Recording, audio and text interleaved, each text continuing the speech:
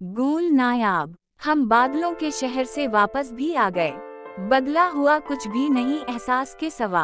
वो ऊंच ऊंच सब्ज पेड़ों के शौक से हम दूर दूर को गए अनजान राह पे।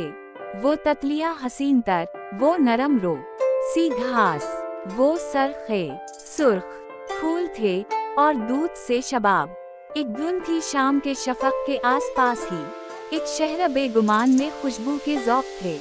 हम जुस्तजू से बेधड़क चलते गए मगर एक लतफ बेख्याल था, महका क़ियास था। लौटे तो रंगो बोका हंसी अक्स ना रहा, आंखों में ख्वाब ख्वाब का वो रक्स ना रहा। हम देखते रहे थे मुसव्वर की आंख से उस शहर बेकरां के तमाशे फरार के। ना अपना दर्द पा कोई रस्ते को पा सका, ना तेरा पैचे जुल्फ कोई शब को जगा सका।